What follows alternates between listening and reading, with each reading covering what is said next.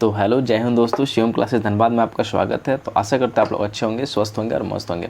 तो आज का जो वीडियो रहने वाला है आरआरबी एलपी टेक्नीशियन की, जो कोई भी तैयारी कर रहे हैं या जो कोई कैंडिडेट जिनका तैयारी पहले से चल रहा है और आरआरबी एलपी टेक्नीशियन की वैकेंसी का आने का इंतज़ार कर रहे हो, तो उनके लिए बहुत ही इंपॉर्टेंट है।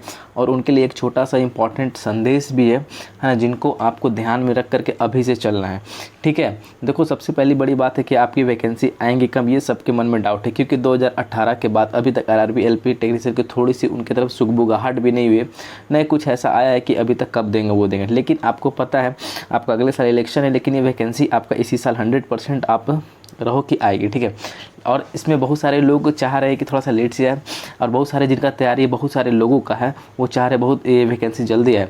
तो देखो आपका ये जो वैकेंसी है ना, ये वैकेंसी में आपको डिले नहीं होने वाला है, क्योंकि ये 2018 के बाद अभी तक वैकेंसी आई नहीं है। ठीक है, तो ये वैकेंसी आपको बहुत ही जल्द देखने को मिलेगी।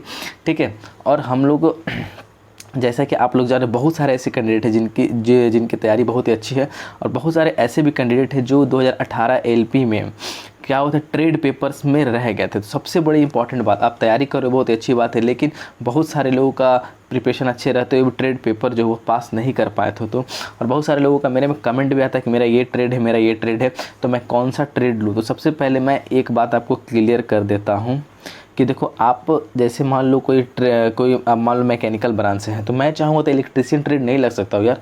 मेरे पास कुछ ही ऑप्शन आते हैं, या तो मैं फीटर ले सकता हूँ, या तो ऑटोमोबाइल ले सकता हूँ, या ट्रैक्टर मैकेनिक ले सकता है, डीजल, कुछ ऑप्शन आते हैं। ठीक है, जैसे फीटर वाले, तो फीटर वाले के लिए पिछले बार सिर्फ फीटर का ही ऑप्शन आ रहा था। इस तरह होता है, जो 12th किए हुए हैं उनके लिए फिजिक्स आ रहा था, मैथ आ रहा था, इलेक्ट्रीशियन आ रहा था, और वायरमैन करके इस तरह।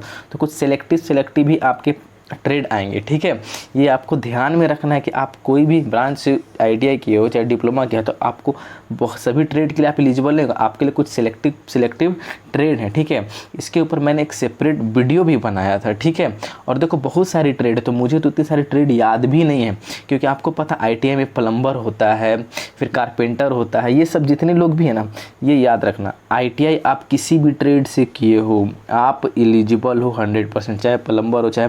बहुत सारे लोगों का मेरे पास इतना कमेंट आता है कि मतलब कि कोपा वाले ये सब, तो वो सब भी ट्रेडेबल एलिजिबल है यार, क्योंकि मैं बता दे रहा हूँ, क्योंकि देखो मुझे उतना ट्रेड का तो जानकारी है ही नहीं, बहुत सारे ट्रेड आईटीआई में है ना। तो अब बहुत सारे लोग डाउट भी रहते हैं मैं एलिजिबल, तो आप किसी भी ट्रेड से हो, क्योंकि जैसे मैकेनिकल, तो मेरा मैकेनिकल इंजीनियरिंग है, तो मैकेनिकल में ही बहुत सारे ट्रेड है, प्रोडक्शन इंजीनियरिंग, ये सब, तो मैकेनिकल से जितने भी रिलेटेड ट्रेड है सब आते हैं। और ये याद रखना, फॉर्म भरते समय आपको एक ऑप्शन मिलेगा। ठीक है, आपका मान लो कोई ट्रेड है आईटीआई से या आपका मैकेनिकल से नहीं मिल रहा है वो ट्रेड, तो उसमें अदर्स का ऑप्शन रहता है, वो अदर कर दोगे तो आप एलिजिबल हो। इसके लिए इसीलिए आपको घबराना नहीं है। ठीक है, मैं ये पूरी जानकारी आपको दे रहा हूँ, जब पिछले फॉर्म भरते समय क्या क्या चीज़ उसके आधार पे दे रहा हूँ। तो वहाँ पे अदर्स का भी ऑप्शन रखा हुआ है कि या जैसे मैकेनिकल है, मैकेनिकल में मान लो आप किसी ट्रेड से कोर्स किए हो, आपका वो ट्रेड मिल नहीं रहा, तो उसमें लिखा रहेगा मैकेनिकल विथ अदर स्ट्रीम, है ना, इस तरह या अदर ट्रेड करके वो ऑप्शन रहेगा, उस पर आप क्लिक कर दोगे तो आप एलिजिबल हो जाओगे। ठीक है, तो इसके लिए आपको टेंशन लेने की ज़रूरत नहीं है।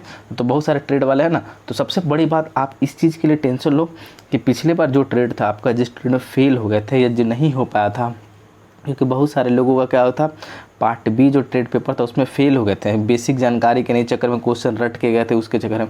तो ट्रेड में पास होने का एक ही अचूक उपाय है। देखो मैंने पिछले बार ट्रेड पेपर दिया था, तो मैं ट्रेड बहुत आसानी से क्वालिफाई किया था। 60 घंटे का एग्ज़ाम था, जिसमें मैंने आधे घंटे में पूरा ट्रेड पेपर को ख़त्म कर लिया, आधे घंटे से भी कम से 25 मिनट में मैंने पूरा ट्रेड को निपटा लिया था। ठीक है, और मेरे अच्छे उसमें नंबर आ गए थे। ठीक है, पासिंग मार्क्स से ज़्यादा मेरा मार्क्स आ गया था, मुझे पूरा विश्वास था कि मैं ट्रेड में फेल नहीं होगा। और उस समय बता दूँ मेरे साथ ये हाल था कि जस्ट मेरे पास जो सेकेंड बार मेंस का एग्ज़ाम था, वहाँ पर मेरे पास 20 दिन एग्ज़ाम था, और 20 ही दिन मैंने ट्रेड पढ़ा, मुश्किल से 5 दिन तो छोड़ ही दो, है ना, 15 दिन ट्रेड पेपर पढ़ा था, है ना। तो क्या रणनीति थी मेरी, पूरे सटीक तरीके से मैं पढ़ा था, पूरा बेसिक को अच्छे से अंडरस्टैंडिंग करके पढ़ा था, क्योंकि मैं उस बार कंपनी में जॉब कर रहा था, तो मुझे टेक्निकल चीज़ों के बारे में बहुत अच्छे से जानकारी था, और मेरा टेक्निकल थोड़ा सा स्ट्रॉन्ग था, तो इसीलिए। तो आप जो ट्रेड से पिछले बार फेल हुए हो, तो वो क्या करना है, आपको ट्रेड का पेपर को अच्छे से रीड आउट करना। हाँ, और ज़्यादा नहीं समझ में आता है तो बहुत सारे टीचर लोग पढ़ा रहे यार, इसके झा सर हो गए, फिर नीरज सर हो गए, ये सब भी जो ट्रेड के पढ़ा रहे, और भी जो टीचर है नहीं समझ में आता तो उनसे कर पढ़ लिया करो। ठीक है, पेड कोर्स मत कर दो एक बैग, पहले फ्री कोर्स है पढ़ लो, अगर लगे अच्छा है ये टीचर हमको अंडरस्टैंडिंग हो रहा है, इनसे थोड़ा सा अच्छा अटैचमेंट हो रहा है, पढ़ के रिलेटेड समझ में आ रहा है तो उनका पेड कोर्स लेना है तो ले लो, रिस्क मत लो, ठीक है।